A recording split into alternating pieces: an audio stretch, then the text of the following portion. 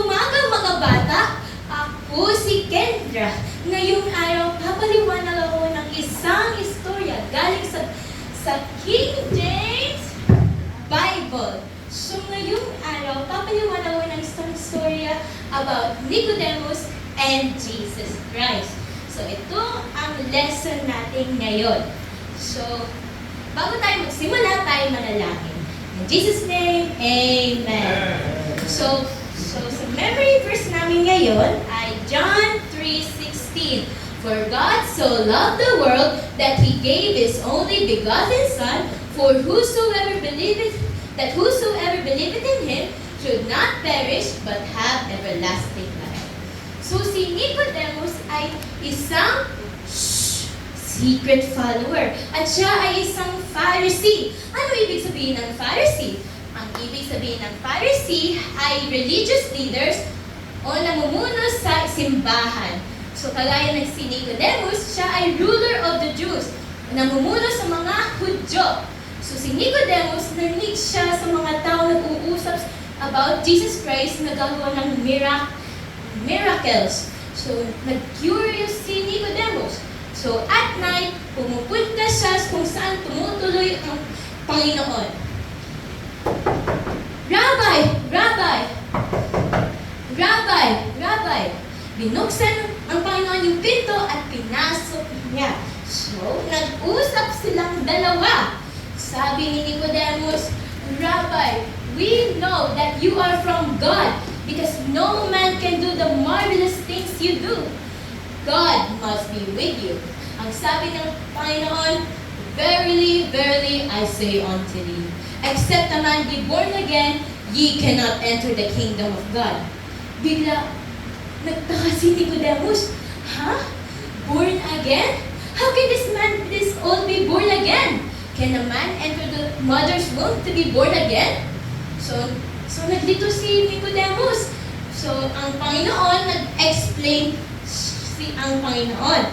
Sabi niya, Verily, verily, I say unto thee, except a man be born of the water and of the Spirit, he cannot enter the kingdom of God. So mga bata, ang born of the water sa Biblia ay, ibig sabihin ay word of God. Sabi sa Ephesians 5:26, that he might sanctify and cleanse it with the washing of water by the word. And born of the Spirit ay kung kailan mo tinanggap ang Panginoon Jesus. So you must be born again spiritually. At ng Panginoon nagamit ng illustration sa Holy Spirit sa wind. The wind going to any direction. Kung di namin alam kung saan pumupunta. Pumupunta ba sa north, sa south, sa east, o sa west. Pero hindi namin alam kung saan pumupunta at hindi namin kaya kontrolin. Kagaya ng Holy Spirit, pumupunta sa ibang direction pero hindi namin kaya kontrolin din. But any man can be saved.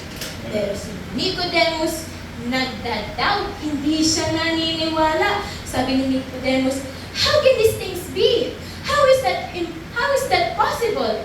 Sabi ng Panginoon, Nicodemus, do you not understand? Hindi mo naiintindihan?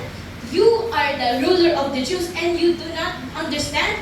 We speak what we know and we testify what we see. And you do not believe our testimony? Kung hindi ka naniniwala sa earthly things, yung sinasabi ko, paano ka maniniwala sa heavenly things?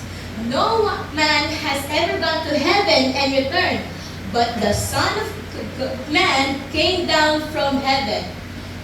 So, and as Moses lifted up the snake in the wilderness, so was the Son of Man must be lifted up. Ano ibig sabihin yun, Ma'am Kendra? Ang ibig sabihin yun, during the time of Moses, sa paligid ng Moses, ng mga tao may sakit dahil nagkagat sila sa venomous snake. At may sakit sila. So si Moses, may cure siya ng snake. Galing ang Panginoon. So na-lift up ni Moses yung snake at yung mga tao tumingin sa snake, sila ay gumaling. Kagaya ng Son of Man, yung mga tao tinanggap ang Panginoon, sila ay ligtas sa impyerno. So sino dito ay ligtas? Amen! tinanggap mo ang Panginoon, may regalo kayo. Ano yung regalo yun?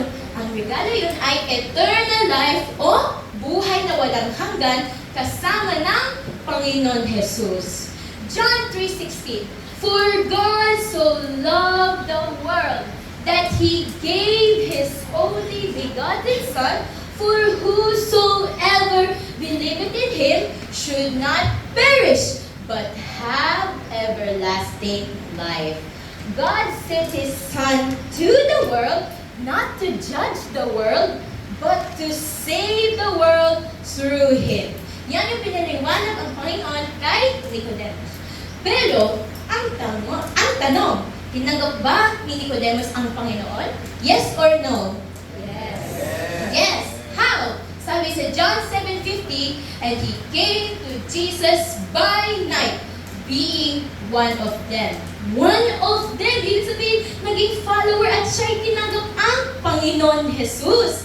So, ang sabi sa Biblia, siya ay secret follower. Bakit? Para hindi makikita yung ibang tao, para hindi makikita yung mga Pharisee, kasama niya ang Panginoon Jesus. So, yan yung paliwanag about Nicodemus and Jesus Christ. So, tayo manalangin. Let's pray. Jesus' name, Amen.